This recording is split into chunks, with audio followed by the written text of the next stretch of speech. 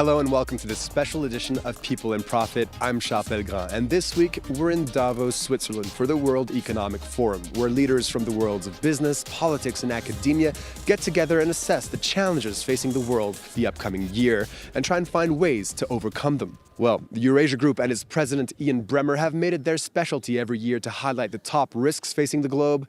That's who we'll speak to first. Ian Bremmer, thank you for speaking with us on France 24. Good to be back.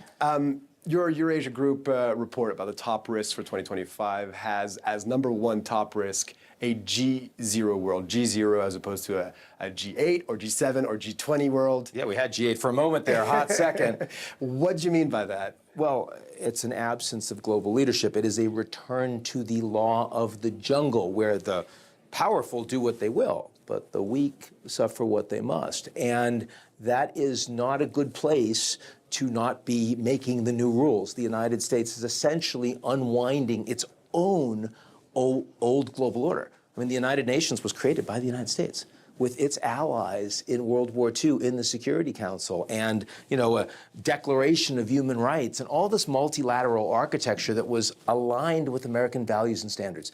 And the American people have now decisively said, we don't support that anymore. Not on collective security, not on rule of law, not on free trade, and certainly not on the promotion of democracy. And that is absolutely the number one thing that other countries and companies around the world right now are concerned about because they have to act. They have to react. Whether it's defense or capitulation or fight, they have to figure out how to deal with that in 2025. You mentioned it. Well, we're in Davos. The event is deeply tied to promotion of free trade, globalization. Donald Trump's showing up, promising protectionism, slapping tariffs on most goods entering the United States, slashing cuts. You've called it Trumponomics in your report. What's the impact for these businesses? You mentioned it. What can they do in the face of these tariffs, in the face of this new Trumponomics? Well, inflation will go up, of course, because of the tariffs, and inflation will go up and growth will be constrained because of the deportations of illegal migrants. Now, there will also be lots of winners because the tax cuts will be extended from 2017. You'll also see regulatory rollback that creates more competitiveness for American corporations in those relevant sectors.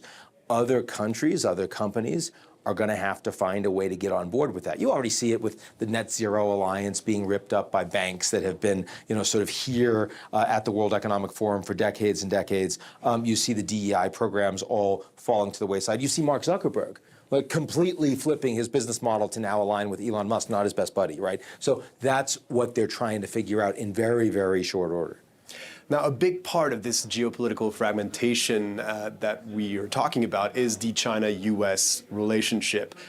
That had been on the rocks for years. I mean, they're still deeply enmeshed, but there's also uncoupling is happening, basically. But you warn of unmanaged decoupling, not uncoupling, that's a Gwyneth Paltrow sentence, but what do you mean by unmanaged decoupling of the U.S.-China relationship? Yeah, it's not a goop situation. It's more about the management of a U.S.-China relationship is hard. Biden didn't do a great job at the beginning of his administration, but did by the end 25 bilateral channels, high level, that were opened up and worked on the economy and on climate, on security, military, on diplomacy. The Trump administration will not do that. They will not put that kind of effort in executing on the relationship. And the relationship is very complicated, and there's no trust, and there's a lot of confrontation. So even if Trump wants a deal, and you see a little bit of this, I respect Xi Jinping, there's a phone call early, they talk about TikTok, you can't get it done. And absent that, you're going to see a trade war.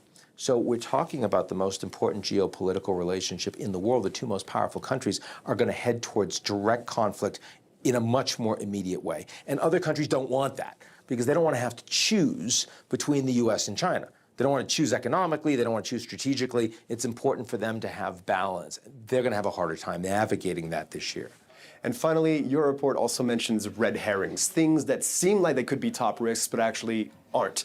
And one of those that you mentioned is the possibility of a European breakdown. Tell us more. Yeah, because Trump is very different from Biden on Europe. Biden really believes that in a more dangerous global order, you need a strong Europe. Trump does not. He wants a weak, fragmented Europe, a divided Europe, that he can have individual relations with weaker countries, get what he wants.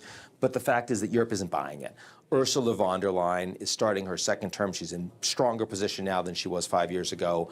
The new German government incoming, likely led by Friedrich Merz, will be aligned with that. Macron, he's got domestic problems, but foreign policy is still strong, is aligned with that. And Giorgia Meloni is not a bigger version of Viktor Orban in Hungary. She actually has a relationship with Trump and Elon Musk, but she also has a strong relationship that works very well with von der Leyen and the EU. And she is trying to help ensure that Europe's interests and equities are kept in line when she's engaging in Mar-a-Lago, when she's actually, as you and I talk right now in Washington, D.C., for the inauguration. That's very, very useful and constructive for the Europeans, at least this year. Ian Bremmer of the Eurasia Group and of G0 Media, thank you so much for speaking with us. Good to see you.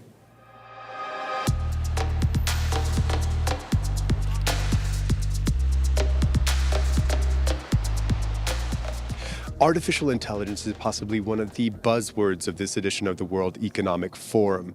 And the Eurasia Group has the unchecked development of AI as one of the world's top risks in 2025.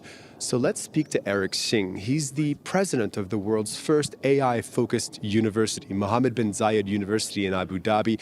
He's also the co-founder of GenBio AI, a biotech company that's developing the world's first AI digital organism. ADO, AI-driven digital organism, is indeed a computer system that simulates all possibilities in biology.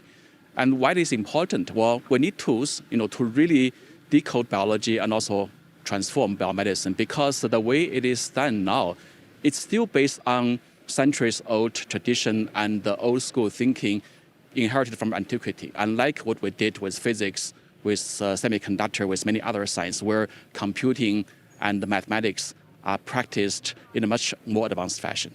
AI seen as a risk and the potential collateral damage of the development of AI potentially being dangerous for humanity. Do you agree with that assessment by the Eurasia Group and Ian Bremmer?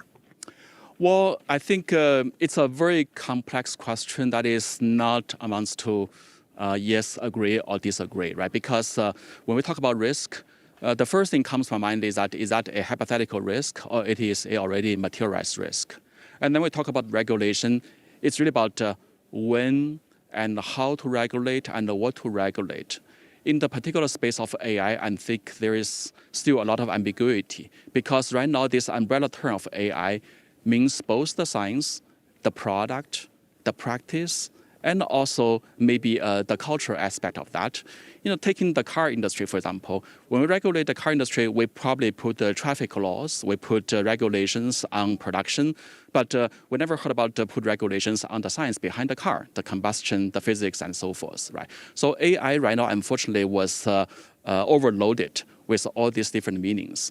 I'm all for regulation when it comes to product and the utility and the risk management, but I have reservations to go into the basic science part and also understanding what that really is and what's the benefit and the risk trade-off. Is a common framework on AI even possible at a global scale? We need to first understand the potential and also the benefit and also the cost you're willing to pay. There's also maybe a misunderstanding or miscalculation of the level of advancement of AI right now. Yeah, we see AI all over the place. We felt we are maybe close to AGI in a year or sooner. But the reality is that it depends on what you define for AGI. I would say that a human level intelligence in the full spectrum, beyond just being lingually fluent, being able to play chess, being able to solve a math problem, we have a lot of other abilities in our body, right? Embodied inferences, emotional intelligences, the ability to ask questions, to define tasks. All these are not yet in the current AI system. The question now is that do we want to wait until those happen, or we don't even want to see those happen, through our regulation? Eric Singh, you are the president of MBZU AI, as well as the co-founder and chief scientist of GenBio AI. Thank you so much for speaking with us. Thank you very much for the opportunity.